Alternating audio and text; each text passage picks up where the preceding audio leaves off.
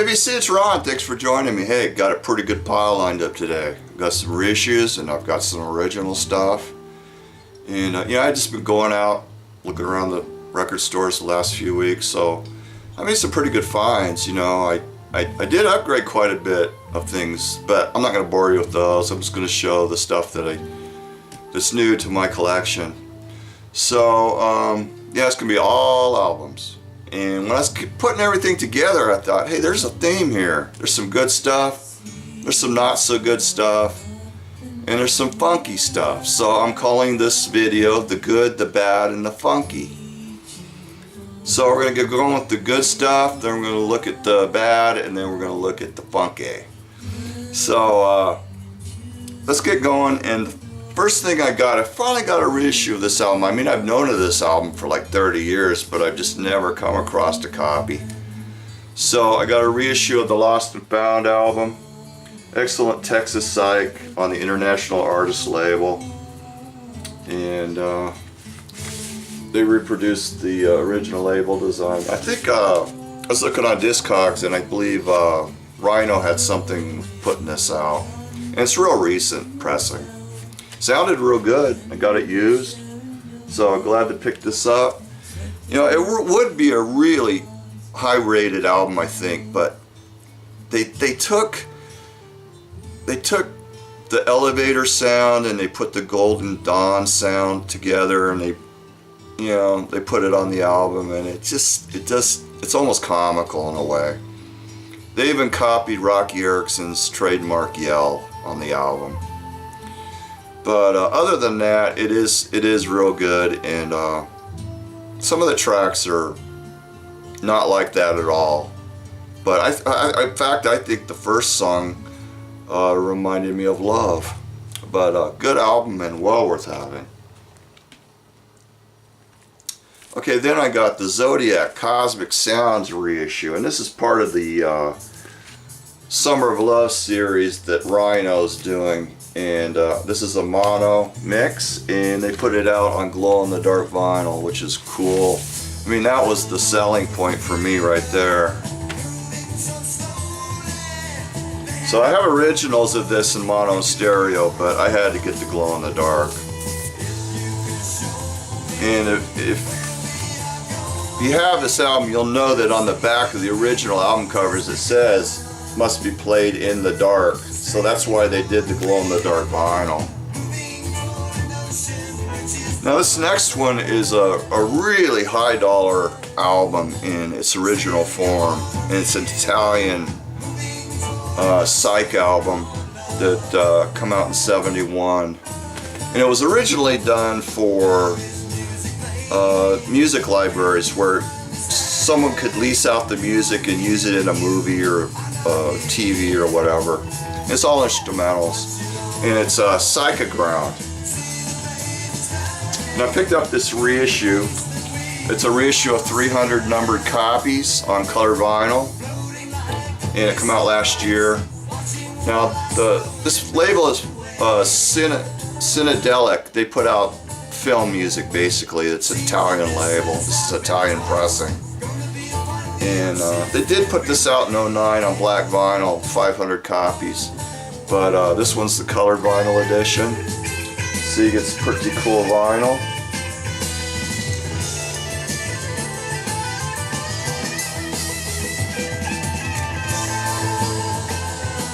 Sounds great.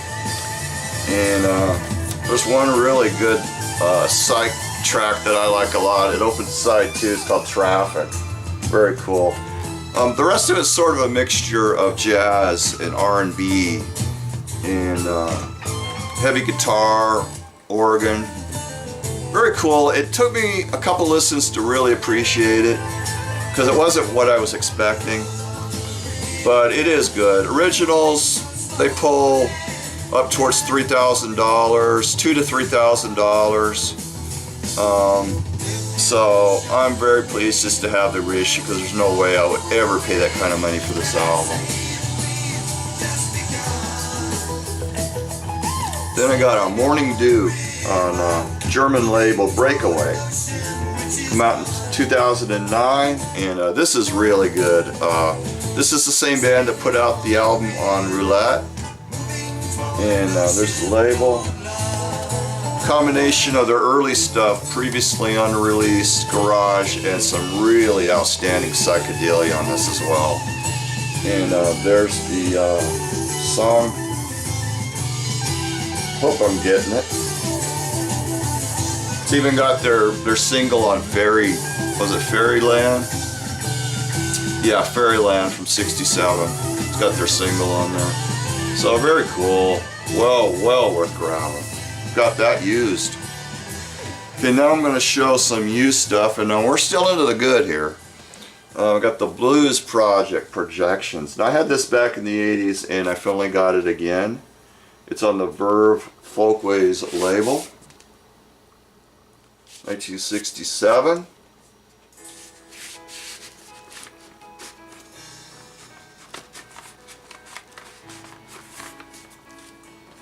Then I got the second album by Willie and the Red Rubber Band, We're Coming Up.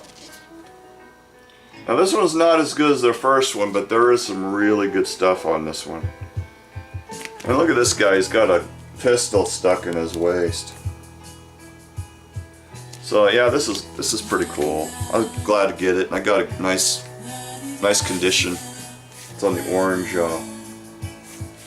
I think this one came out in '69, I think. The first one's from '68. Then I got a mono pressing of the Cambridge concept of Timothy Clover, A Harvard Square Affair. And I just showed this one, but that one was a stereo, and I found a clean mono. So, yeah, this is a good album. A lot of people rate it pretty high. It's on the Tower label. And it's weird, they have the sides reversed on the cover compared to what's on the label. And it appears that the record itself is correct, but I kind of like the way the album presents the songs, with the opening track being Timothy Clover.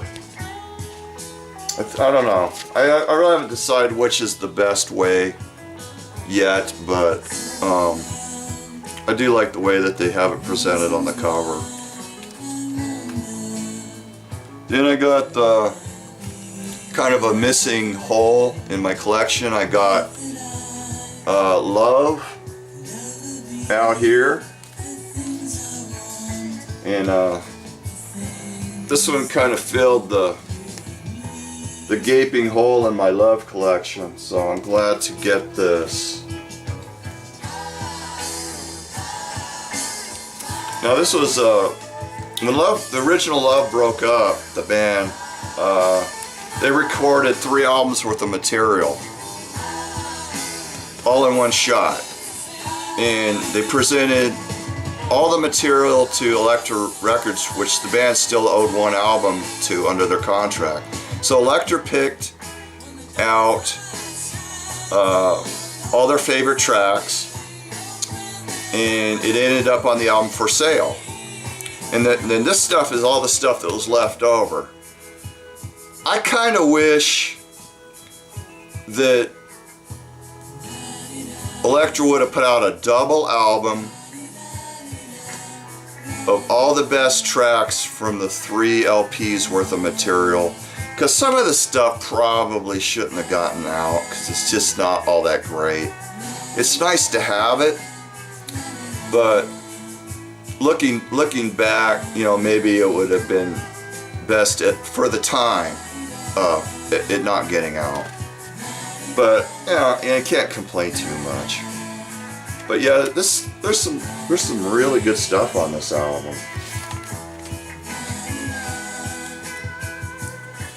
Okay, then I got kind of a VG copy of the Wallace collection. And they were a Belgian band, and they moved to England and recorded this album. And this is a promo. It's got KDB on the back. Now, I don't know if that's an abbreviation for KDKB, which was a radio station here in Phoenix, or if it's somebody's initials. I don't know. But this is a good album. It's got the first track, Daydream was an international hit. And then I really liked a deep psych track on side 2 called Peru. Those 2 songs are my favorites on the album, and this is just really good psych pop.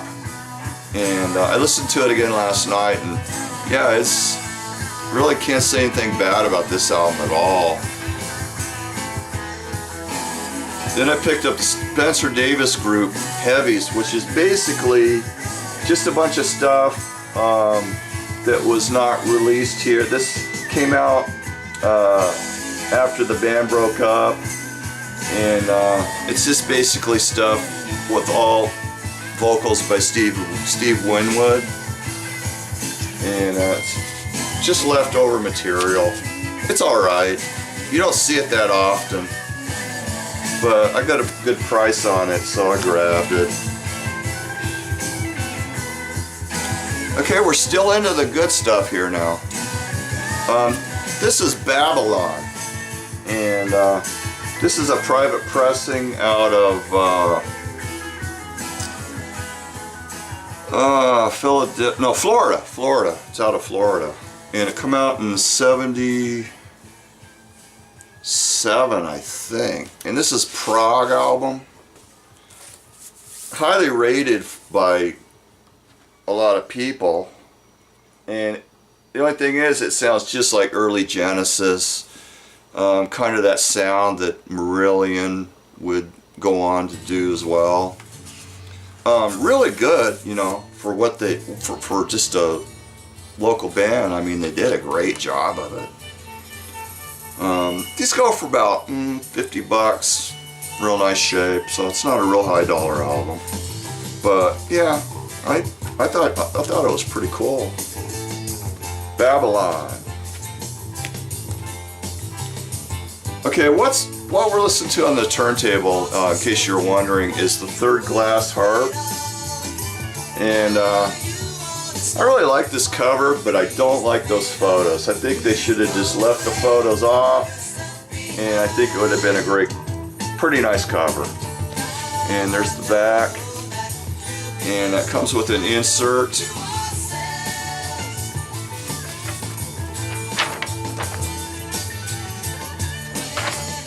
The lyrics, and this is a third and final album before Phil Keaggy would go solo as a Christian artist. Now we're listening to side 1. Side 1 is really good, sort of 60-ish pop, psych, sort of mellow, dreamy, sleepy sound. But side 2, it's a whole different story. Very Christian.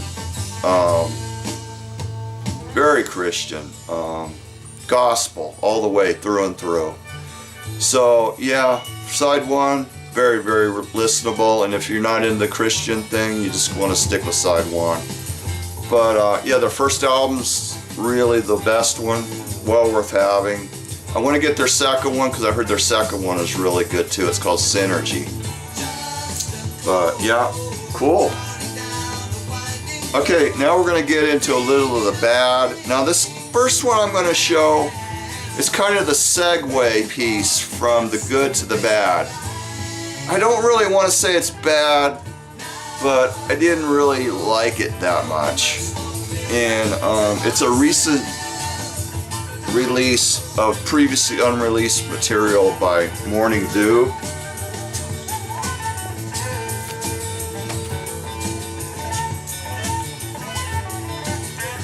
Heavy duty package, real thick cover. So it's got it's got demos for their second album that was planned to be released by Roulette. And Roulette went into a bunch of difficulties business-wise, and it got shelved. And then the second album is all acoustic demos, but those acoustic demos are from circa 1978.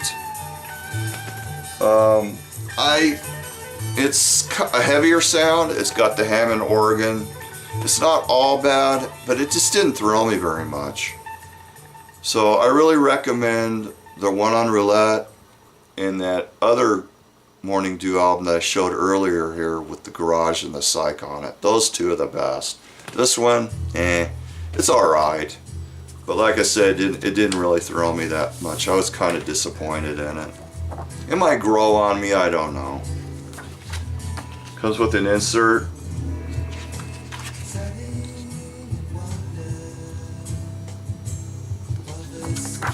Put out by Lion label, and it's on black vinyl. Now this was actually very pricey. I think it was around, they're about $35 new. But I picked this up as a used piece even though it was still sealed. And then I had discount points on top of that, so I ended up getting it for like 40% off of what they normally sell for. And there's the label.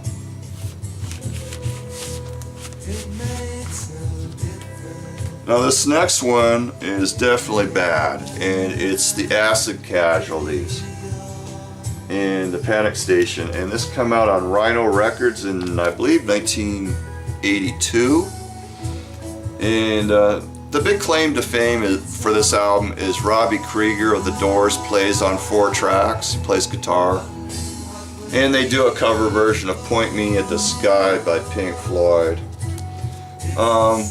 Yeah, this is pretty low rated album, like 2 stars. The trouble is, I mean, it's got a great cover and everything, but the trouble is they were too contemporary sounding. And it's like they took their contemporary sound and tried to mix some psych into it, and it just didn't work. It's a very disappointing album, and I've always known about this, but you hardly ever see it.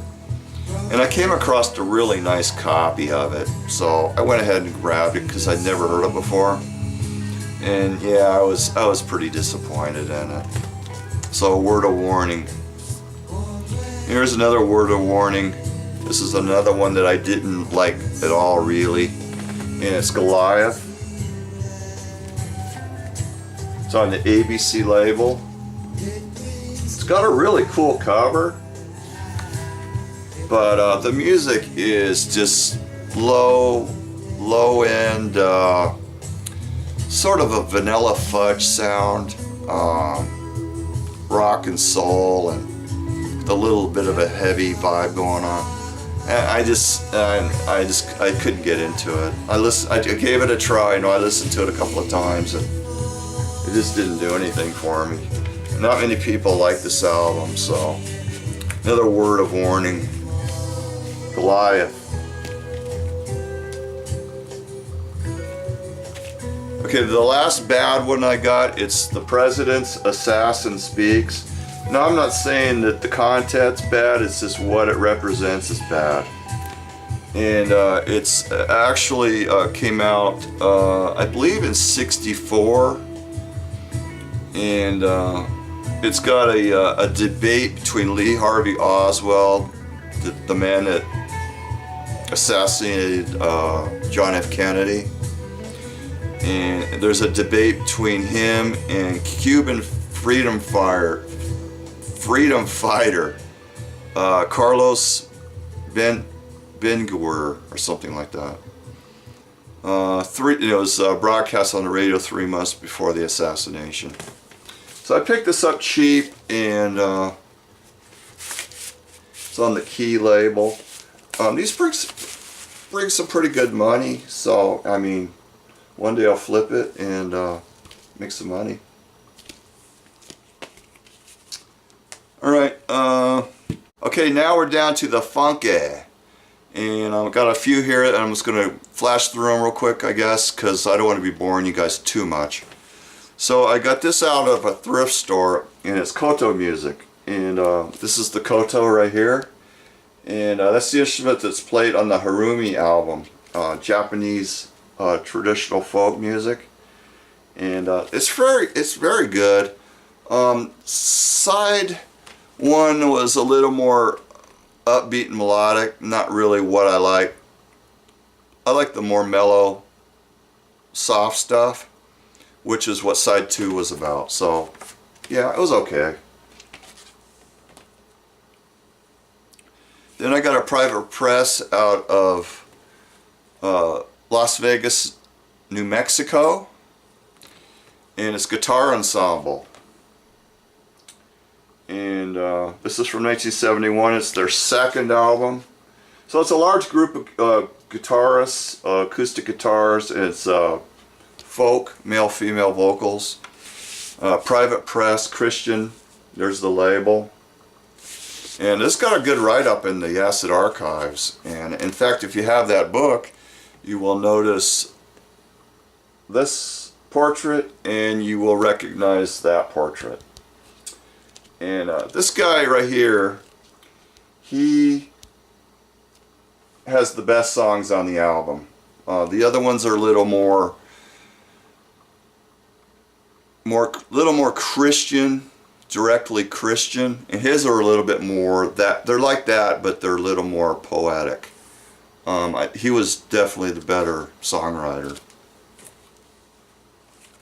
Okay, then I got Enoch Light Presents Spaced Out, and this is Bach, Beatles, and Bacharach, and it's instrumentals with some female, little bit of female vocal here and there, just to spiff it up a little bit. And the cool thing about this is very experimental as far as the stereo mix. It's got the ping pong effect where it goes back and forth between speakers. And it's just a really fun lesson. I think you can pick up nice copies of this for around $15. So yeah, I mean, it wasn't real heavy on the Moog. I thought it would have far more Moog, but great cover. It's from 1969, and I enjoyed it. And finally, the last one that I got is Hot Rod Hootenanny, and it's by the Weirdos, and cover by Big Daddy Roth. And in fact, this is Big Daddy right here, and he makes a guest vocal appearance. He speaks on the album. And nice copies of this, pull about $150.